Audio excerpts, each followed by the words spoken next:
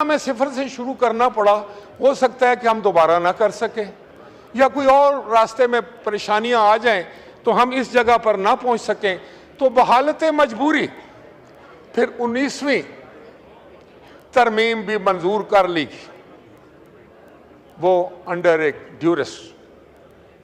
वो मैं समझता हूं कि ज्यादती थी इस पार्लियामान के साथ, इस पार्लियामान की अजमत के खिलाफ मैं समझता हूँ एक बात थी, इसकी डिग्निटी के खिलाफ एक बात थी और इसके इक़्तिदार आला के खिलाफ एक बात थी। जब मैं पार्लियामान की बात करता हूँ जनाब स्पीकर, तो मैं 25 करोड़ अवाम की बात करता हूँ कि ये ईवान जो है ये 25 करोड़ लोगों की दानिशगाह है, ये उनके जज्बात की अक्कासी करते हैं और यहाँ बैठे हुए लोग जो हैं वो 25 करोड़ लोगों के नुमाइंदा है। तो जब ये मंजूर कर लिया गया तो फिर एक अजीब निज़ाम वज़ा होना शुरू हो गया।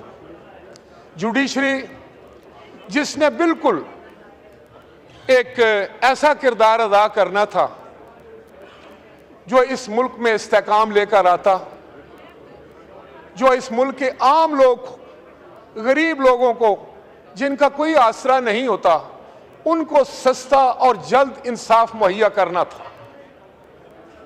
लेकिन मुझे बड़े दुख के साथ ये बात करनी पड़ती है कि वो अदवार हमने देखे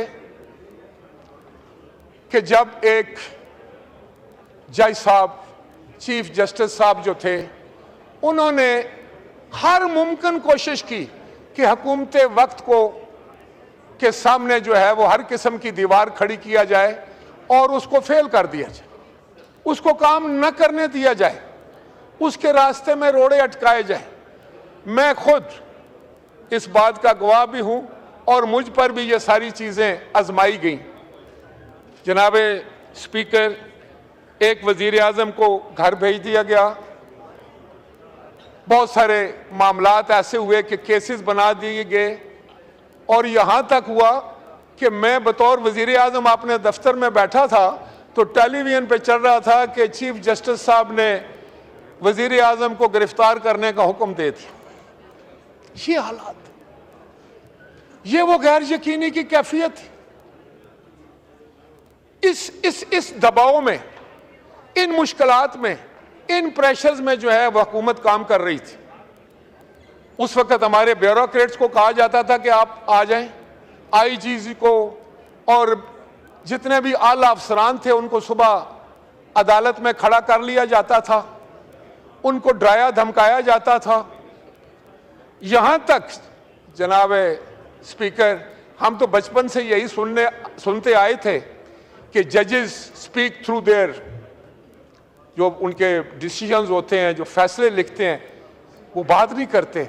लेकिन हमने ये भी देखा कि जजेस ने बाकायदा जो है वो उस वक्त तक काम नहीं करते थे जब तक मखसूस चैनल्स के लोग उनके कोर्ट में मौजूद नहीं होते थे और वो झलकियां निकलती थी और वो उनकी जितने भी रिमार्क्स होते थे वो टेलीविजन की जीनत बनते थे, वो हेडलाइंस बनती थी।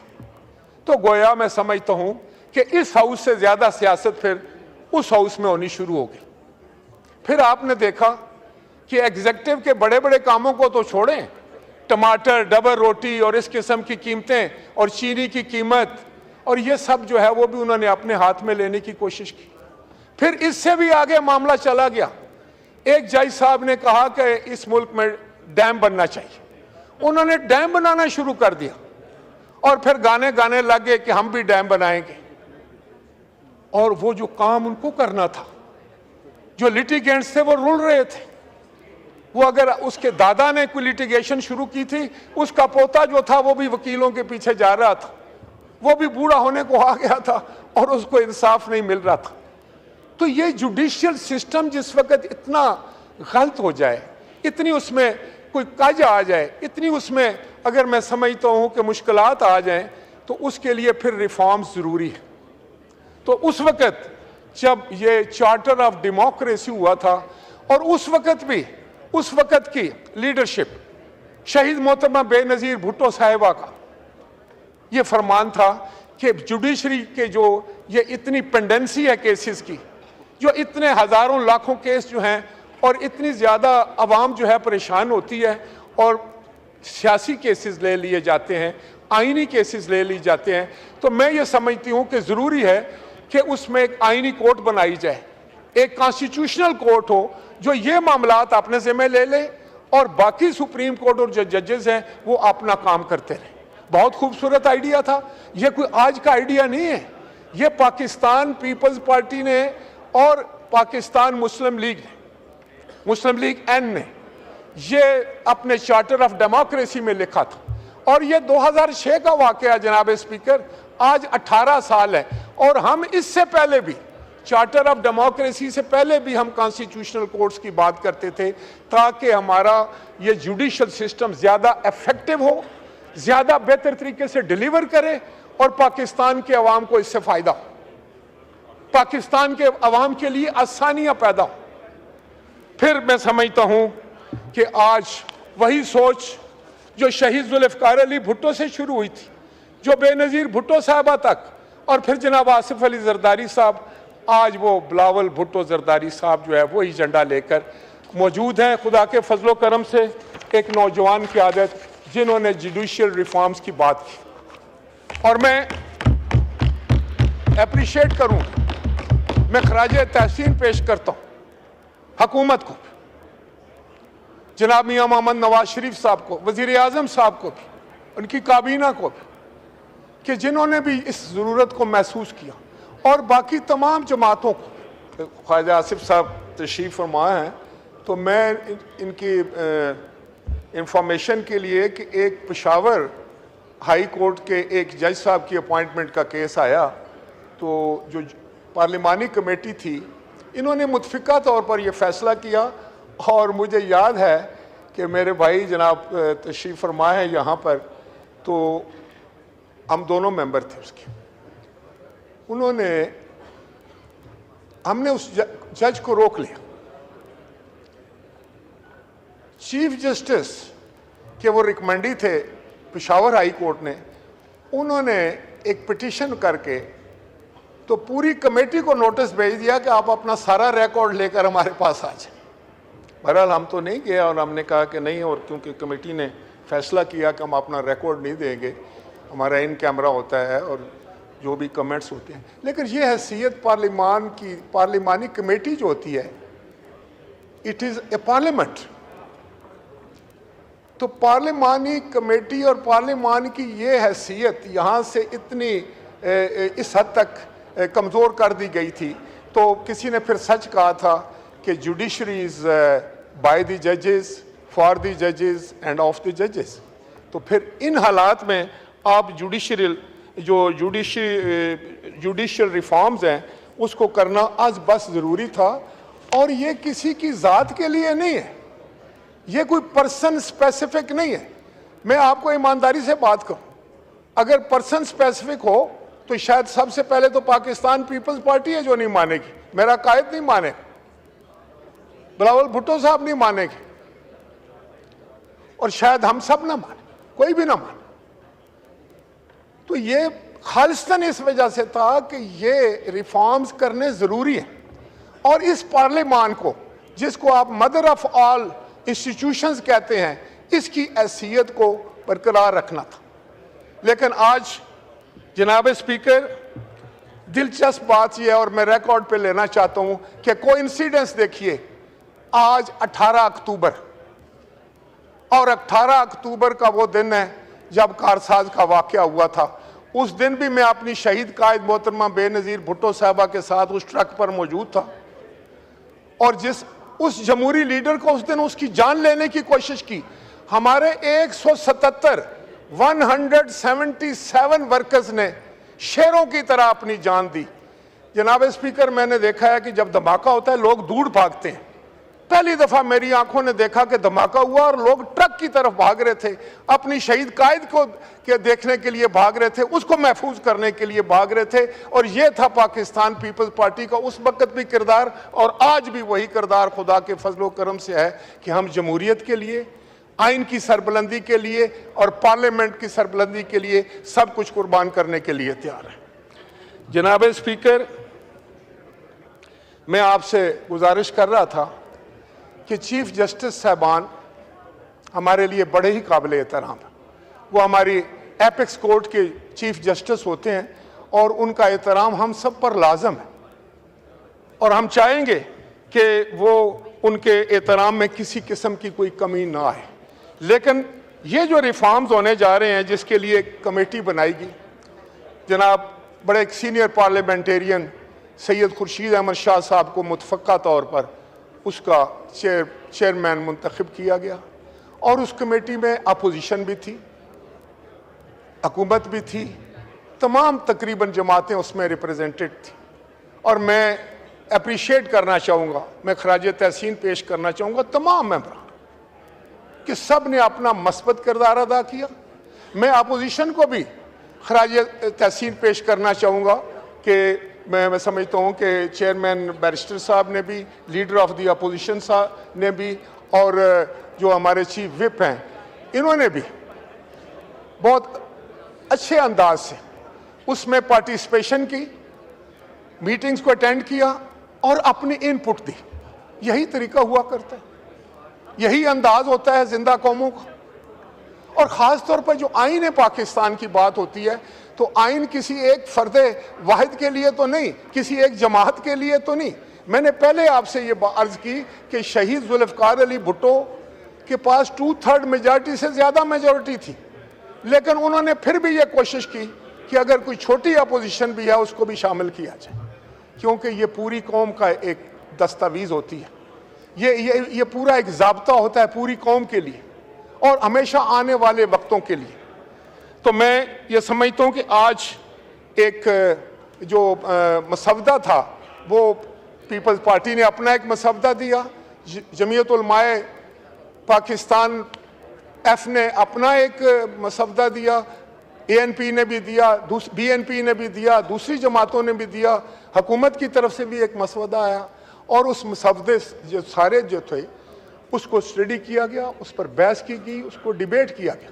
और मुझे बड़ी खुशी है कि PTI की तरफ से भी, हमारी अपोजिशन की तरफ से भी उस पर बिल्कुल अच्छे अंदाज से बड़े दलाइल के साथ जो है उन्होंने उसमें उस बहस में हिस्सा लिया।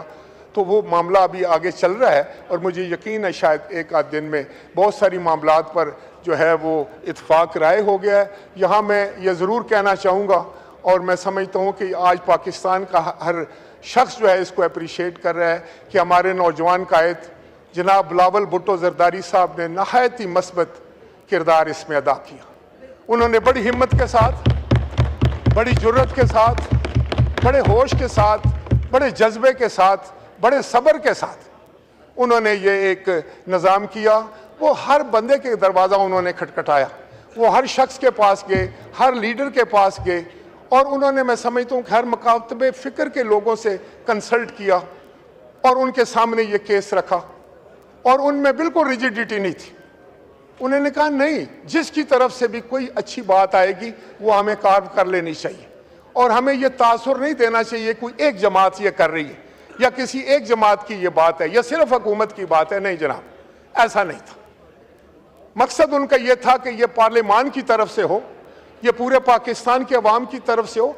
आज आप अपोजिशन में हैं, कल आप शायद अपोजिशन में ना हो, हमने उधर बैठे हो, कल हम उधर बैठे हुए थे, आप इधर बैठे हुए। ये मामला तो चलते रहते हैं सियासत में और इसको मद्देनजर रखा भी नहीं जाता। ये तो एक लॉन्ग टर्म बात है। जो किसी ने सच कहा है ना कि जिनका लंबा सफ़र हो, जो लंबे सफ़र के मुसाफिर होते हैं, दूर के मुसाफिर जो हैं वो नज़दीक के झगड़ों में नहीं पड़ते, वो अपनी मंजिल को खोटा नहीं करते। ये तो डे टू डे बात है, कोई आप हमें कुछ बात कहेंगे, हम कोई आपको कह लेंगे, लेकिन बात तो ये है कि पाकिस्तान हम सब का है, ये 25 करोड़ लोगों का है। ये ईवान जो है ये बालादस्त है। ये अगर बालादस्त नहीं होगा तो फिर कोई भी बाइज़्ज़त और वो जो है काबिले, मैं समझता हूँ, एहतराम नहीं रह जाएगा पाकिस्तान में। आज हमने क्या बंदोबस्त करना शुरू कर दिया है, बदकिस्मती से, दानिस्ता या दानिस्ता। आज हम अपने अदारों के जो है वो दर पे हैं, हम उनकी इज्जत और तौकीर कम करना चाहते हैं या हो रही है, हमसे गलती से हो रही है, 7 हो रही है। इन सब बातों को हमने देखना चाहिए। हमारी जुडिशरी जो है वो भी काबिल एहतराम, उसको भी मजबूत हमने बनाना है। बाकी जितने हमारे कौमी इदारे हैं उनको भी मजबूत हमने बनाना है। और लेकिन ये जो पार्लिमान है, यहीं से सारे सूते फूटने, यहीं से आइन ने बनना है, यहीं से कानून ने वज़ा होना है, यहीं से सारा कुछ निकलेगा, यहीं से वजीर आजम निकलते हैं, यहीं से लीडर ऑफ द अपोजिशन निकलते हैं, यही वो मंबन है, यहीं से वजीर बनते हैं। कोई और मकाम तो नहीं है, कोई और जगह तो नहीं है। यहीं पाकिस्तान के 25 करोड़ लोगों की सोच होगी, दिस वे और दैट वे, डिवाइड की उस तरफ या डिवाइड की इस तरफ। मैं समझता हूं कि ये इसको हमने बड़ा रिलीजियसली लेना चाहिए। हमें बड़े सोच और फिक्र के साथ मैं समझता हूं कि इस मामले को देखना चाहिए। जातियात से बाहर निकलना पड़ेगा, पार्टी पॉलिटिक्स से भी बाहर निकलना पड़ेगा। जैसे मैंने गुजारिश किया था, आज वो हालात नहीं है, आप एक दूसरे के या हमारे इतने मुखालिफ नहीं है जितने हम और PMLN थे जिस वक्त चार्टर ऑफ डेमोक्रेसी हो रहा था। लेकिन उस वक्त याद रखें, जब चार्टर ऑफ डेमोक्रेसी हो गया तो फिर असेंबलियों ने अपनी मुद्दत पूरी करनी शुरू की, फिर मैच्योरिटी आनी शुरू होगी सियासत में, फिर एक दूसरे को बर्दाश्त करने का हौसला पैदा होना शुरू हो गया, जो पहले बिल्कुल नहीं था। हम एक दूसरे को देखकर जो था हमारा पारा उबल जाता था, हम गुस्से में आ जाते थे, हम कांपने लग जाते थे गुस्से में एक दूसरे के सामने आते हुए। हाथ में लाना तो बाद की बात है, लेकिन रवादारी की जरूरत है। इस मुल्क को प्यार की जरूरत है, इस मुल्क को मोहब्बत की जरूरत है, इस मुल्क को इस्तकामत की जरूरत है। इस मुल्क को हमारी एक दूसरे से जो रिश्ता है वो ऐसा होना चाहिए कि हम अपोजिशन करें। अपोजिशन का काम ही तनकीद करना है। जब लीडर ऑफ दी अपोजिशन सख्त तकरीर करते हो तो ये उनका हक है, क्यों ना करें, वो उनको करनी चाहिए। लेकिन लीडर ऑफ दी अपोजिशन को मैं ये भी बता दूं, एग्जैक्टली आपकी सीट पर शहबाज शरीफ साहब खड़े थे और कोई बात हो रही थी कि हिंदुस्तान में जो कश्मीर की हमारे मुसलमान सियासतदान हैं उनको उनके ऊपर बड़े जुल्म के पहाड़ तोड़े जा रहे थे। तो उस वक्त के वजीर आजम आपके जो लीडर हैं उन्होंने फरमाया कि कश्मीर के मुसलमानों को दीवार से लगा दिया गया है। तो शहबाज शरीफ साहब ने खड़े होकर कहा, वो तो दीवार से लगा दिया गया है, आपने हमें दीवार में चुन दिया है। ये हालात थे उस वक्त भी। लेकिन मैं समझता हूं कि आज जो माजी गुजर गया उससे तो सबक लेना है, वो सबक लेकर हमने आगे निकलना है। आज 18 अक्टूबर है। 18 अक्टूबर को एक बहुत बड़ा सान्या हुआ इस मुल्क में। 177 हमारे वर्कर्स की मैयतें पहचानी नहीं गई, वो जाकर गड़ी खुदा बख्श अपनी कायद के मजार के जेर साया जो है वो दफन हुए। ये बड़ी कुर्बानियां हुई हैं इस जमहूरियत के लिए। हमने तो एक आग और खून का दरिया देखा है जिससे हम लोग गुजर कर आए। हमने वो भी देखा है कि किस तरीके से कोड़े बरसते हैं, किस तरीके से लोगों के घरों को तबाह किया जाता है, किस तरह से लोग अपने आप को आग लगाते हैं, किस तरह से किले से चीखें बुलंद होती हैं, किस तरह लोगों के बच्चे जो थे वो यतीम होते थे, किस तरह लोगों को फांसी पर लटकाया जाता था। ये सब चीजें हम देख कर आए। अब हम चाहेंगे, शायद मैं जाती तौर पे इसलिए कि एक लंबा सफर था जो तय करके यहाँ तक पहुँचाऊँ, मैं चाहूँगा कि अब इस मुल्क में आशती हो, अमन हो, इस मुल्क में मोहब्बत और प्यार हो, इस मुल्क में एक ऐसी सियासत हो जिसमें एक दूसरे की इज्जत और तकरीम हो, इसका मुंह ना नोचा जाए, एक दूसरे का चेहरा खराब ना किया जाए, एक दूसरे के किरदार को इतना ना खराब किया जाए कि लोग नफरत करने लगे। आज वक्त की ज़रूरत ये है। कौमें बहुत आगे जा चुकी हैं। जो हमसे बहुत बाद में आए थे लीडर ऑफ द अपोजिशन साहब, वो हमसे बहुत आगे निकल गए। आप भी जानते हैं, मैं भी जानता हूँ। अब किसकी गलती थी? मेरी थी, आपकी, इनकी, जिसकी भी थी। अब उसको दफन करें और एक नई सुबह का आगाज़ करें। और मैं मुतासिर हूँ आपकी जिस कंडक्शन से। आज मैं समझता हूँ डोगर साहब ने बहुत खूबसूरत बातें की। आज इनके सामने भी वो मसवदा रखा गया। इन्होंने बोला कि इस मसवदे पर मैं ज़ाती तौर पर हूँ, लेकिन मुझे कंसल्ट करना है।